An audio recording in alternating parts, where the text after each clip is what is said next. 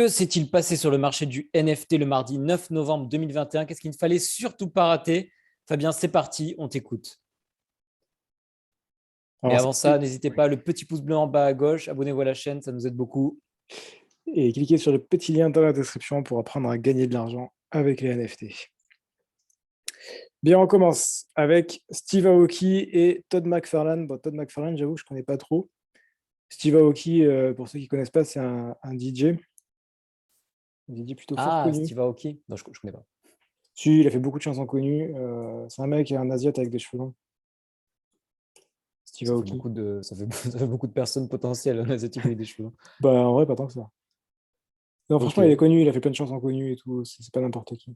ok, bon, c'est pas une chaîne musique, on n'est pas trop branché DJ, mais ok. Ok, Et donc, alors, et donc, du quel coup, est ton point? ben, le projet de Steve Aoki, j'imagine Todd, c'est un de ses collègues de musique, hein. Et donc, du coup, ben, le projet, c'est de sortir une plateforme de musique NFT, sachant que Steve, il est devenu ultra à fond dans les NFT. Et donc, il lance leur petite plateforme de NFT pour les artistes sur Solana. Ça fera plaisir à ceux qui aiment beaucoup Solana. C'est-à-dire une bonne partie des collègues qui nous regardent. Moi, j'ai bien l'impression, ouais. Euh, on n'a pas trop beaucoup plus d'infos, mais a priori, ça a l'air pas mal, quoi. Une plateforme de musique, une marketplace pour la musique, en partant d'un mec qui est quand même DJ, qui a fait beaucoup d'albums, enfin, qui sait comment ça fonctionne. En fait, c'est une plateforme faite par quelqu'un qui est dans le milieu, donc c'est pour ça que c'est intéressant. Donc lui, c'est une pointure du milieu des DJ alors, c'est ça? Ah ouais, c'est vraiment une pointure, hein. C'est un David Guetta, hein, niveau. Enfin, vraiment, il est très très connu, hein. C'est le David Guetta de l'Asie, quoi. Ouais, enfin, même, franchement, il est connu dans le monde entier, hein. Ok, donc sa notoriété s'étend au-delà du pays du soleil levant. Ouais, non, Enfin, clairement. Je crois je sais qu'il est pas, japonais. je sais pas pourquoi je vois le Japon. Je crois qu'il est Hmm. japonais là-bas. Ah ouais, ok. Aoki, ouais, ça fait japonais. Ok. Ouais, non, vraiment, bah, ça peut être pas mal. Ça peut être pas mal à suivre ce qu'ils font, mais franchement, ça peut être pas mal. Ça pourrait donner un nouvel élan au NFT et mettre en avant les NFT musique qui étaient Alors, pas un jusque-là. nouvel élan NFT, mais par contre, ça peut permettre de faire un bon, des bons flips sur les NFT de musique. En fait, les NFT, il ne faut pas voir ça comme enfin, les NFT, c'est pas un ensemble homogène. C'est très différent de la crypto en ce sens-là. La crypto, c'est assez homogène au final, et c'est genre le Bitcoin qui tire à peu près tout le monde vers le haut, vers le bas selon les tendances, et quelques-uns qui arrivent plus ou moins à s'en sortir selon les périodes. C'est à peu près comme ça. Les NFT, c'est beaucoup plus hétérogène. Il peut y avoir une chute totale du marché du NFT, et à côté de ça, des NFT qui cartonnent. Et, euh, Ouais, et là, et là, ça peut être le marché des NFT qui tombe, mais par contre, les NFT dans la musique qui cartonnent à côté. donc ça peut ouvrir à une nouvelle catégorie en fait. C'est ça. Comme en ce moment, le marché n'est pas incroyable, sauf Veuve, ou Veuve, c'est juste incroyable. Avec Disney, c'est des flips incroyables à faire. N'hésitez pas, chauffez-vous sur Vev, on ne le répétera jamais assez. Ouais, donc clairement, chauffez-vous sur Veuve. Même si on est, on On n'est n'est pas pas une une société société d'investissement. d'investissement, on donne juste notre avis, faites vos propres recherches. Je pense que ça vaut le coup de se chauffer sur Veuve. Mais Euh, mais c'est juste ton avis. c'est juste mon avis. Ronin, Ron Weasley. Ah, Rhône. Ils vont faire vous pouvez avoir votre wallet sur téléphone mobile, puisque vraiment, il y a beaucoup de gens qui jouent à Axie sur mobile. Et donc, du coup, ben, vous pouvez télécharger votre wallet Ronin sur le Play Store ou sur l'Apple Store selon votre téléphone préféré. Donc, c'est cool. Il y a l'application mobile. Donc, a priori, vous allez pouvoir jouer au jeu sur mobile aussi. Et comme ça D'ailleurs, on voit qu'il entre deux trajets de métro ou quoi que ce soit, hop, vous jouez avec vos petits Axis, vous faites de l'argent et vous êtes heureux. petit aparté, hors sujet, mais je remarque que sur le screenshot, ils ont ajouté le run déjà dans le token, on a des tokens disponibles. C'est vrai, j'avais pas fait gaffe. Donc ça va prendre de l'ampleur dans le jeu, ce truc-là.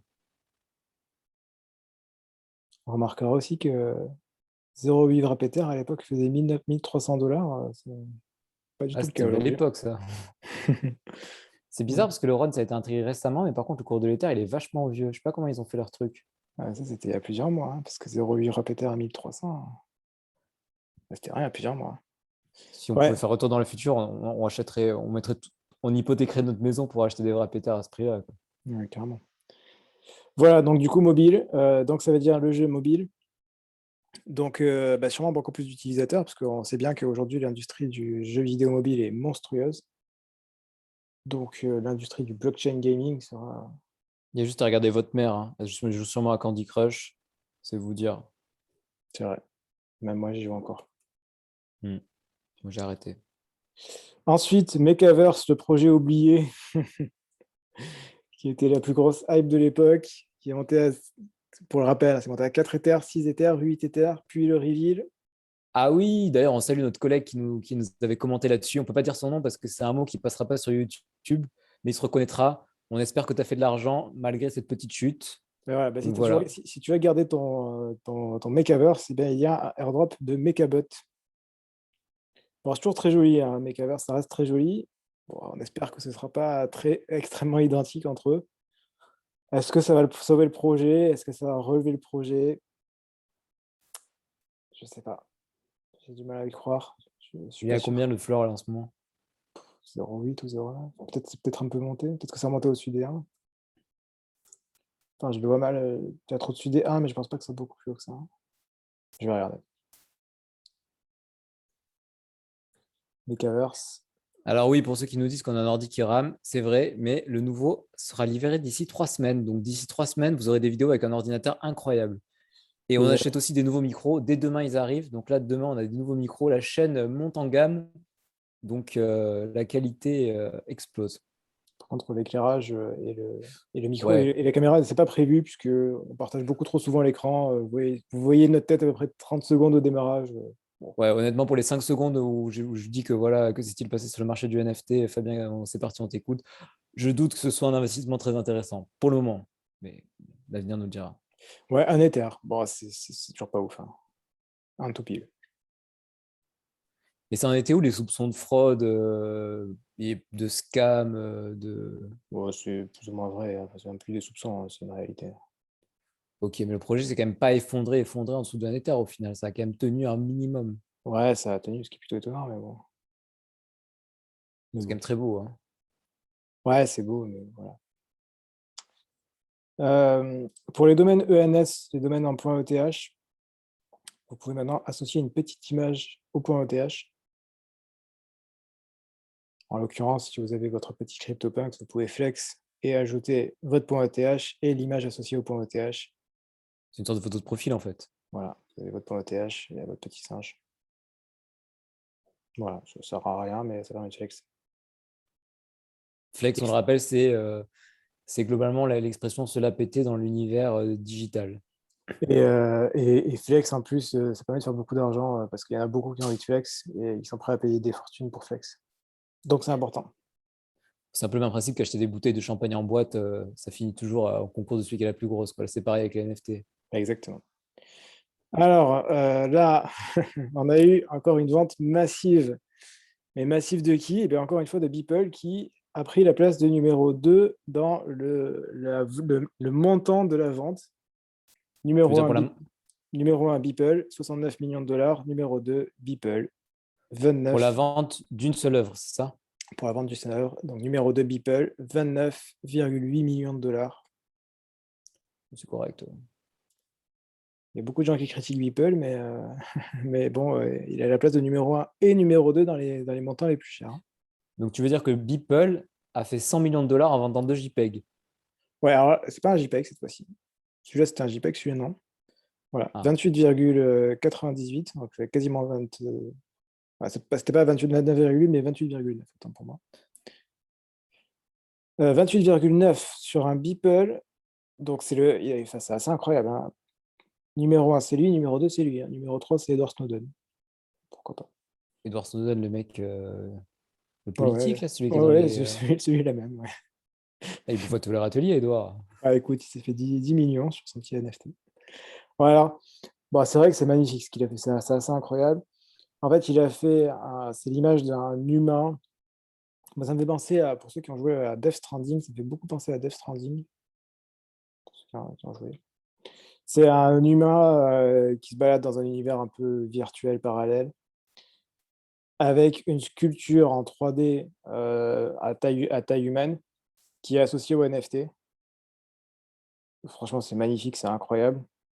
Après, de là à dire 28,9, ça me Ouais, non, paraît beaucoup, mais, dire mais, à euh, 30 bars, encore heureux que ce soit un peu mignon, quoi. mais c'est incroyable ce qu'il a fait. Vraiment, Beeple, pour le coup. C'est un vrai artiste. Ouais, c'est un artiste de ouf, hein, et vraiment, tout ce qu'il fait, c'est magnifique, hein. Ça, là, les photos. Ouais. Bah, c'est celle-là qu'il a fait là, mais vraiment, c'est, genre, il y a un niveau de détail et tout, enfin, c'est incroyable. C'est une vidéo? Je pense que le NFT, ça doit être une vidéo et après, il y a la sculpture. Le truc a été vendu en Ether, c'est ça, du coup? Ouais, ça a été vendu à 5 978 Ethers. Et qui a acheté ça? On a le nom, on a le nom, on a le nom. Si on va sur le site, si on va je l'ai vu passer. Parce qu'il a dit qu'il avait C'est acheté, il était tout content et tout, donc c'est lui, là? Ah non. ça, c'est Beeple. Ça, c'est Beeple. Je l'ai vu passer tout à l'heure. Qui est-ce? Non, Petit voilà, suspense. c'est lui. Voilà. C'est lui, c'est Ryan Zurer. Secured, Secured, c'est cette personne-là, c'est lui qui l'a acheté. Peut-être un coup de pub. Ah, il est suisse? CH? Ouais, c'est un Suisse, ouais.